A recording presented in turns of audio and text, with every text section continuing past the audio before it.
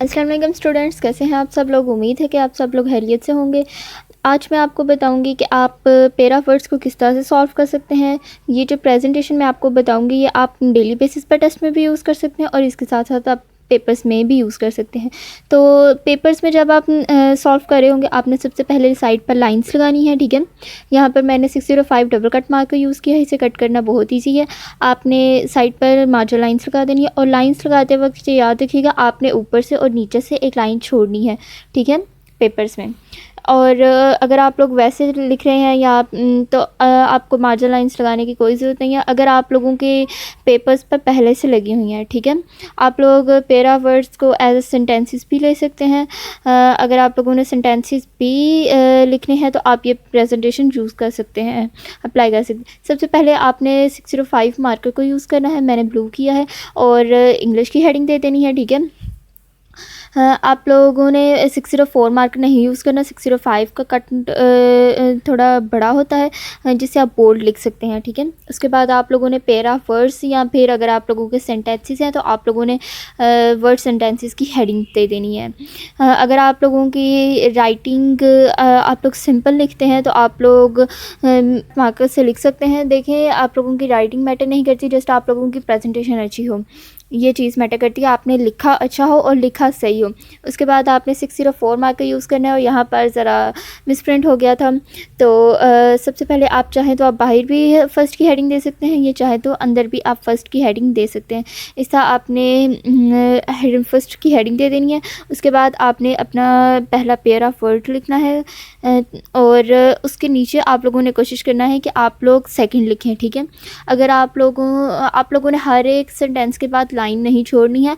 आप लोगों ने जब आपका अगर आप लोग पेयर ऑफ वर्ड्स कर रहे हैं तो जब आपका पेयर ऑफ वर्ड्स का एक पेयर कंप्लीट होगा तो फिर आप लोगों ने लाइन स्किप करनी है, ठीक है। वैसे आप लोगों ने नहीं करनी है। तो यहाँ पर आप लोगों ने कोशिश करना है कि आप वर्ड को भी कोशिश करें कि दूसरे के नीचे लिखें, यानी कि एक लाइन में लिखें और सेंटेंसेस को भी लाइन में ही लिख शुरू करें। अगर आप लोगों को इस तरह नहीं होता तो आप लोग लेड पेंसिल से एक लाइन लगा लीजिए पहले और बाद में उसको रिमूव कर दीजिएगा, ठीक है। आप लोगों ने इस तरह से 2 सेंटेंसेस एक पेयर कंप्लीट करना है अपना। अगर तो आप लोग नॉर्मल सेंटेंसेस लिख रहे हैं तो आप हर सेंटेंस के बाद एक लाइन स्किप करेंगे। अगर आप लोग पेयर ऑफ वर्ड्स लिख रहे हैं तो आप लोग एक पूरा पेयर लिखने के बाद फिर लाइन स्किप करेंगे। तो यहाँ पर मैंने वही 604 मार्कर दोबारा यूज़ किया और सेकंड की हेडिंग दी है, ठीक है। सेकंड की हेडिंग देने के बाद मैंने दोबारा यहाँ पर सेंटेंसेस लिखे हैं। अगर आप लोगों के वर्ड्स थोड़े बड़े हैं, आप लोग एक लाइन में नहीं लिख सकते, तो आप लोगों ने कोशिश करनी है कि आप लोग स्टार्ट तो उन्हें एक लाइन से करें और दरमियान में आप थोड़ा गैप छोड़ दें वर्ड और सेंटेंसेस में, ताकि आप लोग जब लाइन लगाएं तो आप लोग वो लाइन अगर लाइन लगाना चाहते हैं तो आप लोग वो लाइन सीधी बिल्कुल लगाएं, कोई वर्ड हाफ ना उसमें आए, ठीक है। इसका आप लोगों ने सेकंड सेंटेंस भी लिखना है।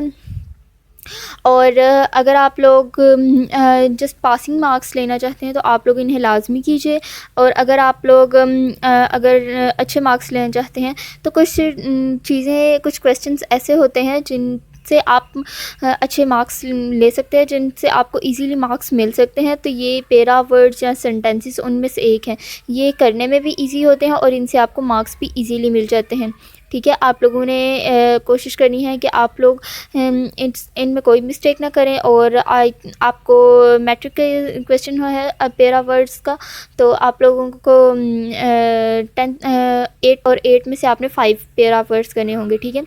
आप लोग कोशिश कीजिए कि आप लोग 6 नहीं तो 7 तो मस्ट कीजिए, ताकि अगर आपकी एक में से कोई मिस्टेक हो भी जाती है तो आपको मार्क्स मिल जाएँ, आपके मार्क्स कट आउट ना हो। ये कुछ चीज़ें, कुछ क्वेश्चन ऐसे होते हैं जिनसे आपको इजीली मार्क्स मिल जाते हैं और जिन्हें हम बहुत इजी लेते हैं और लाइट लेते हैं, लेकिन असल में अगर हम लोग उन पर फोकस ना करें तो हमारे मार्क्स ख़राब कर सकते हैं, ठीक है।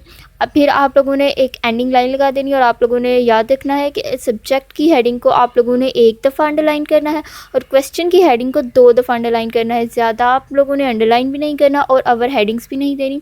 कुछ बच्चे क्वेश्चन वगैरह भी लिखते हैं, क्वेश्चन नंबर या तो आप लोगों ने वो नहीं देने हैं। वो क्यों नहीं देने हैं। अगर आप लोगों ने वो देखना है तो आप लोग में बाकी वीडियोस में देख सकते हैं। मैंने तकरीबन हर वीडियो में बताया हुआ है कि आप लोगों ने क्वेश्चन नंबर क्यों नहीं लिखना है। आप लोग चाहें तो आप लोग अब एक लाइन भी लगा सकते हैं, चाहें तो आप ये डॉट्स भी लगा सकते हैं। तो उम्मीद है आपको वीडियो पसंद आएगी। अल्लाह हाफिज़।